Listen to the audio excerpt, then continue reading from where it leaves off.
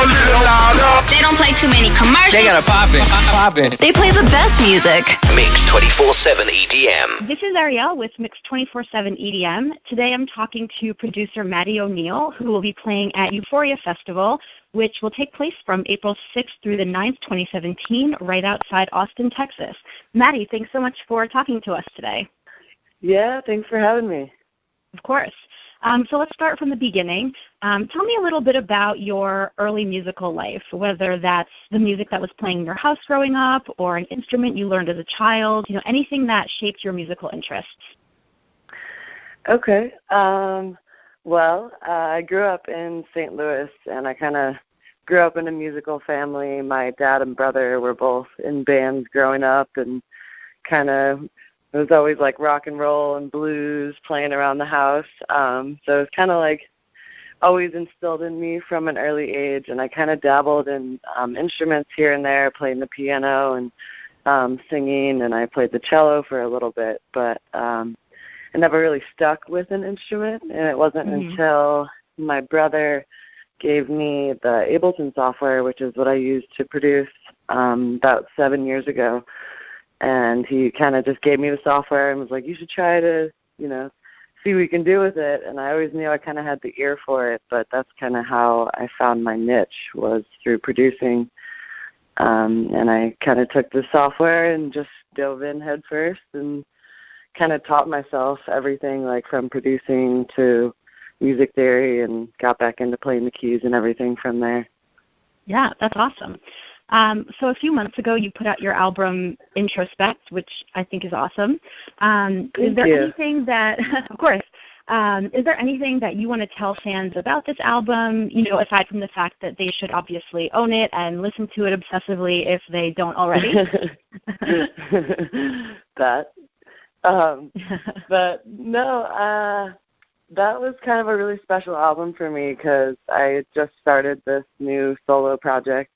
And I was kind of in this transitional period trying to figure out what direction I wanted to take my music, and I felt like I had an opportunity to kind of reinvent myself. And a lot of things had happened over that past year in my life, so it was kind of like I was reinventing myself on a personal level and as an artist. So I did a lot of experimenting with that album, and I sang for the first time on one of my singles and recorded it. And I don't know, I just tried to capture the rawness of what I was feeling during that time, and it really kind of happened very naturally, which is awesome. Yeah. So it's definitely one of the albums that's close to me on a personal level, and it was kind of like my introduction of my whole solo project as a whole. So. Yeah, well, so that was actually one of the other questions I wanted to ask you. So you used to be part of Crooked Drivers, and you kind of struck it on your own as Maddy O'Neal earlier this year. So what was that transition like, just going from a partnership to, completely having your own authority over your creative work? It was definitely different. I mean, without going into, all of that, it was just kind of like I felt like I wanted to challenge myself and grow in a way that I didn't know if I was going to be able to doing what I was doing still. So it was kind of like, it's definitely different being, producing solo and being on stage solo. But I think it kind of challenged me in a way and made me take risks that I might not have taken being in my comfort zone. Right. So I think that was a really cool part of all that transition. And it took me a little bit to, even be comfortable on stage by myself. So I was always used to being with someone else. But, I think that helps me really grow, and challenging yourself is always key, I've realized too. So. Yeah, well, so it's funny you made the comment about being comfortable on stage, because I was not able to make it out to Colorado this year for the Pretty Lights run at the Red Rocks, although I have been in the past. But I've seen some recap videos, and actually one thing that I noticed even before I was signed on to interview you, you looked, so just joyful in those videos. And I'm sure playing Red Rocks for any artist is this incredible experience. But you just looked really, really happy, like you are in your absolute element. And so at least from those little recap videos, including the one that specifically focuses on you, I mean, you seem really comfortable up there. So yeah. I mean, I'm definitely there. And Red Rocks was like a whole new world. I couldn't stop smiling the whole time I was on stage at Red Rocks. But yeah, I mean, it's awesome. I really I've gotten into my zone and having like total creative freedom and like my own tracks, and I kind of tried to revamp the way that I'm doing my live setup too. So I always try and switch it up so that I stay busy and it's different every time. And I can like interact with my tracks, like using my drum pad and taking stuff out that I want to play live. So I keep myself busy and I get in the zone, and my smile kind of says it all when I'm up there. Yeah, no, that's great. One thing that I sometimes struggle with is trying to define the music that I listen to people who haven't heard it before. And I think music like yours, it's really hard to fit it into this like one handy-dandy little genre label because it incorporates kind of so many different elements. So I'm just curious, when you meet a new person and you tell them that you produce music and they say, oh, cool, like what kind of music? What is your response to that? It is tough, and I'm actually in Long Beach hanging out with my family right now, so I've been trying to explain it to my family members on a level that they might be able to understand it too. But I mean, it's hard because one of the coolest parts about the electronic scene right now is that genres are becoming more and more obsolete.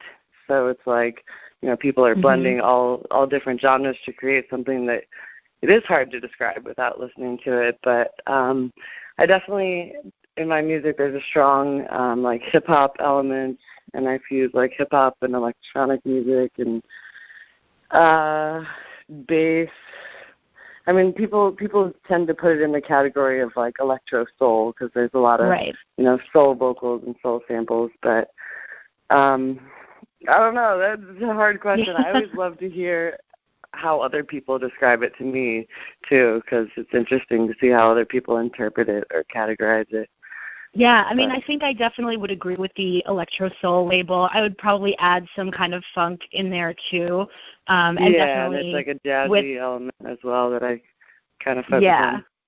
Like I think if I were trying to describe it to someone, I would use a combo of like soul and funk and hip hop, and then just everything, But I think you're right that it's hard. And I think you're right that genres really are. I mean, I think that they are still really heavily used maybe on more of like the house music side. But I think over kind of here with like the funk and soul people, it really just, describing something in 2 words just doesn't kind of fully capture what it is, I think, anymore. So just tell people to listen to it, keep them on the edge. Yes, exactly. Like you shouldn't, don't listen to my description, just like go download my album. So one thing that I love about your bio is the sentence that reads, Maddy is determined to become a female leader in a male-dominated live electronic genre. And I love that so much because there's so many female fans in this community, and there are really so few female producers for them to rally behind.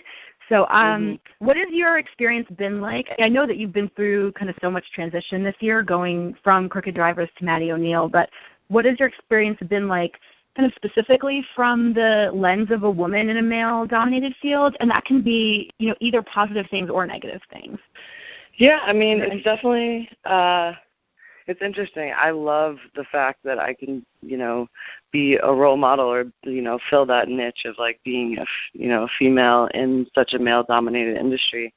I have, fans that have reached out to me a lot recently and, said that they look up to me and like, that it's good to like have a female role in all of this. It makes me feel like I'm like a part of something bigger than all of that as well. My experience is I always say in the interviews, it's kind of like a double-edged sword. It's cool that I have this niche and I'm kind of like more of a rarity in that kind of a scene. But also I think I always feel like I have more to prove because for some reason, there's these stereotypes, and because there are not as many females out there, people kind of don't know what to expect from you, I guess. Or, you know, I feel like people, I feel like I have to prove myself more and be like, I'm a producer. I'm not just a female producer. Like, I try and look at myself on the same playing field as everyone else. Yeah, so and I think that makes a lot of sense. Yeah, it's like I always get that question, and I don't really think of it like that. I think of myself as like a producer because of that fact, not because I'm a female producer, you know. It's of course. It's hard because you create expectations, or, you know, I'm almost perpetuating the stereotypes if I think about that aspect too much, you know. Yeah, no, and I think you're absolutely right. I mean, you're not going into it trying to fill a role of female producer. Right. You're just trying to, like, make the music that speaks to you, and I think that's awesome. Yeah, and it's definitely, like, it's an important factor because there aren't that many female producers out there, and I'm really glad that I can, you know, kind of be a part of making that shift and hopefully encourage other people to get into it as well. Yeah, absolutely. I mean, a few years down the line, I would love to see, like, festival lineups more, at least slightly more dominated by women, and just kind of having more women, you know, up there. But so at least that's, like, it's cool that you're maybe helping to inspire sort of the next generation. Yeah, totally. And that's like a really awesome feeling to be a part of. Yeah. So what projects are you working on right now?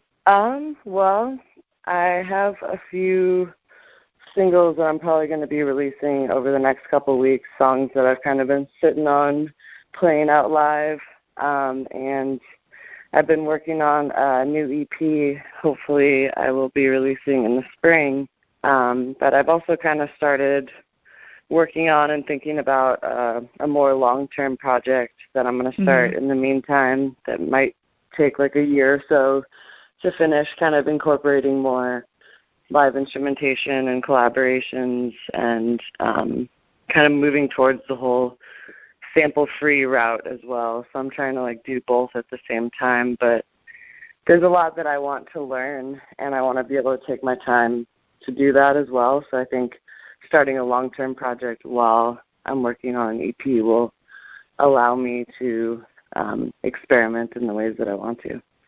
Yeah, no, that's awesome. You're certainly keeping busy, as you said. Yeah. And so I just love to ask people, you know, what music are you listening to right now? Oh, man. It's kind of all over the board. Anderson .Paak is definitely something that's constantly on repeat. The new Tribe Called Quest album. Yep. I always listen to, you know, I keep up with what my friends are doing. Like, people have just put out really awesome albums. They're like Russ Liquid and Sun Squabby, Opio. Let's see, who else just put out? Yeah, no, I am obsessed with basically everybody you've mentioned. So all of those have definitely been on pretty heavy rotation, I think, for me as well. Yeah, I try to kind of listen to things that are all across the board, too. I mean, I do a lot of sampling within my music, so I'm always listening to some crazy Italian funk or things that I can't even pronounce or have heard of, too. So try and keep my mind open. Yeah, no, that's great. Well, as we discussed, you're going to be playing at Euphoria in April, and I'm really excited for that. But I'm also really pumped for your set in New Orleans later this month. You're going to be opening for Pretty Lights on New Year's Eve, and I'm making the trip from New York for that. Do you have any thoughts going into that event? I think it's going to be such an awesome night. I'm super excited. Yeah, I've actually never been to New Orleans in general, so it's going to be cool to be able to experience New Orleans as a whole, and also doing that show is going to be super awesome. I'm actually bringing out a live drummer to play with me for that one, too. That's awesome. I'm excited to kind of do something a little different and bring the energy up with that live element as well. Yeah, no, that's great. And I mean, New Orleans, I've been there a few times. It's one of my favorite cities. It's so fun. The food is amazing. Like, everything there is going to be great. I'm super happy to be making this trip. Yeah, I'm definitely going to stay a couple extra days and explore the city afterwards. Yeah, absolutely a good idea. Well, so To our Mix 24/7 EDM readers and listeners out there, make sure that you visit www.euphoriafest.com for information and to buy tickets to see Maddy and all the other amazing artists on the lineup. Maddy, thank you again so much for taking the time to talk to us today. Do you have any final shout-outs you want to make or things you want to tell our listeners? Any last words? Last words. Definitely make sure to check out my 9-track album, Introspect. It's on SoundCloud and Spotify and iTunes. You can pretty much find it all over. And I look forward to seeing some of y'all at Euphoria in April. Yeah. Cool. Well, thank you so much. It's been a pleasure, and I will see you in New Orleans. Sounds good. Thanks so much for having me.